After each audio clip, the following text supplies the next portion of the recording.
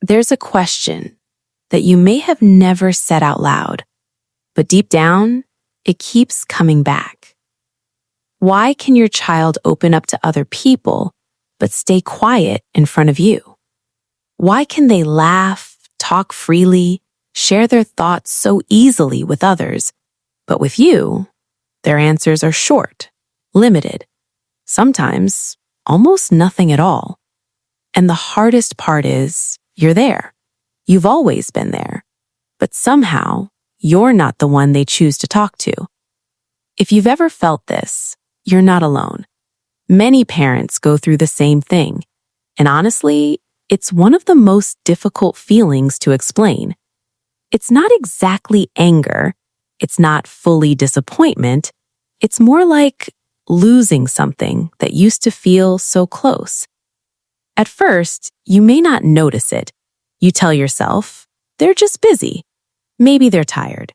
But over time, you start to see a pattern. You ask, they answer briefly. You try to talk, they seem uninterested. And yet, you see them talking for hours with someone else. That's when the uncomfortable question appears. Are they more comfortable with someone else than with me? And your thoughts start going everywhere. Was I too strict? Was I too involved? Or am I just not a safe place for them anymore? And honestly, that question hurts because as a parent, you want to be the safest place for your child. But sometimes you're not that place anymore. Now, let's look deeper. Many parents immediately think it's their friends. Kids these days are just like that. But the truth is, it's rarely that simple. This is not just about who they spend time with. It's about where they feel safe. Because people, naturally, move toward places where they feel comfortable and slowly distance themselves from places where they don't. So the real question is no longer, why are they more comfortable with others, but what makes them uncomfortable around me? And this is where things often go unnoticed. Most parents don't intend to make their child uncomfortable. In fact, it's the opposite. They want to help, protect, guide. But the way it's done can feel very different to the child. For example, your child comes home. They look tired. They say, "Today was really exhausting." And you immediately respond, "That's why you shouldn't overthink things. You should handle it this way. Try doing this instead." Your intention is good, but what they feel is different. They weren't finished speaking, but they were already given a solution. They weren't truly heard, but they were already being directed. And if this keeps happening, they begin to learn something. If I talk here, I'll be corrected. So what do? They look for another place, a place where they can talk without being judged, a place where they can be heard without being interrupted. And often, that place is not at home. This doesn't mean you're a bad parent. It just means there are small patterns that have been repeated over time. Let's look at another example. Your child shares a life decision. Maybe you don't agree, and you say, "Are you sure? That's not a good choice. You should think about it again." You're trying to protect them, but what they feel is they're not trusted. And when someone feels that way, they stop opening up, not suddenly, but gradually, without you even noticing. There are also more subtle moments. You ask, "What are you doing?"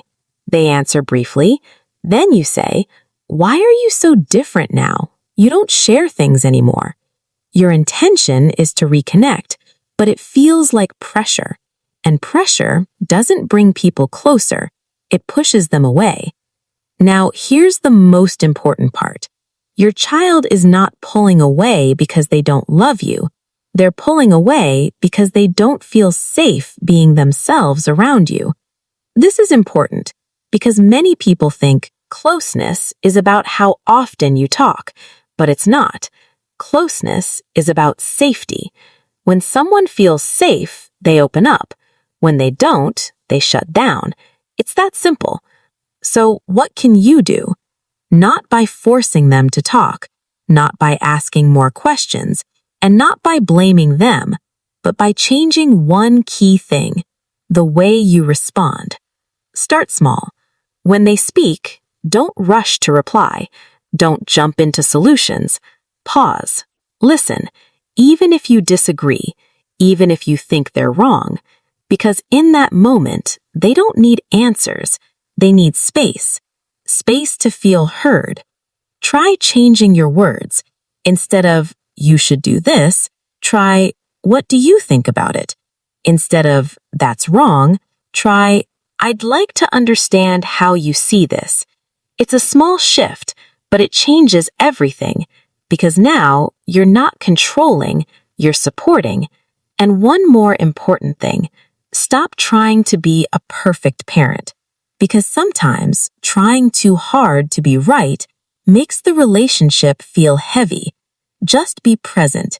Be someone who listens, someone who doesn't rush to judge, someone who gives space. Change won't happen overnight. At first, they may still stay quiet. They may not open up immediately. But if you stay consistent, slowly, something will change. They will begin to feel, I'm safe here. And when that happens, they will come back. Not because you forced them, but because they want to. And that's what truly matters. Not just communication, but connection. So if today you feel like your child is more comfortable with others, don't blame yourself right away.